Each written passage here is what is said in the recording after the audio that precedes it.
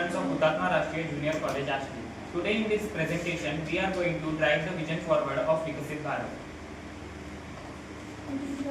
आपला भारत देश हा महान तर आहे पण विकसित नाही आहे. रोड आणि ब्रिजेस बांधून फक्त भारत विकसित होऊ शकत नाही. आज इंजिनिअरिंग फॅकल्टीमध्ये बरेच इंजिनियर्स हे फॉरेन कंट्रीज मध्ये जात आहेत. त्याचं मेन कारण आहे लॅक ऑफ अनडेव्हलप्ड कंपनीज.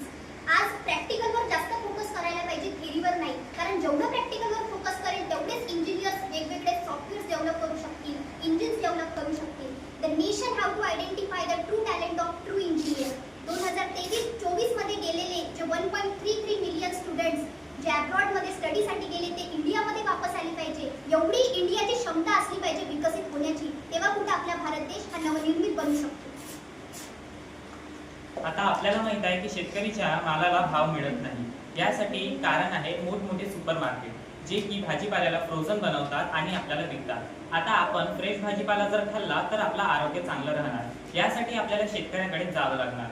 सर्वजण तर शेतकरीकडे जाऊ शकत नाही, तर त्यासाठी आपण एक प्लॅटफॉर्म रेडी केला पाहिजे, एक ॲप रेडी केला पाहिजे, ज्यावर शेतकरी स्वतःचा माल डायरेक्ट कन्झ्युमरला विकू शकणार. त्यामुळे कन्झ्युमर क्वालिटी सुद्धा चेक करू शकणार आणि क्वांटिटी सुद्धा चेक करू शकणार. कन्झ्युमरची नीड पूर्ण होणार आणि शेतकऱ्याची जी गरज आहे, जे त्याच्या मालाचा भाव आहे तो त्याला सुद्धा मिळणार.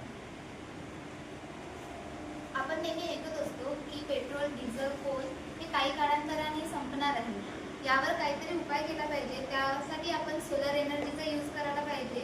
आताच्या स्थितीमध्ये इलेक्ट्रिसिटीवर कार बनलेली आहे. त्यावरच आपण एक उपाय केला पाहिजे की त्या कारच्या रूफला सोलर पॅनल लावून तिथे एक सोलार एनर्जी कंडक्ट झाली पाहिजे. त्यामध्ये एनर्जी कन्वर्ट होईल आणि ते ॲज अ फ्यूल म्हणून आपण यूज करू शकतो. This is the overall topic of our विकसित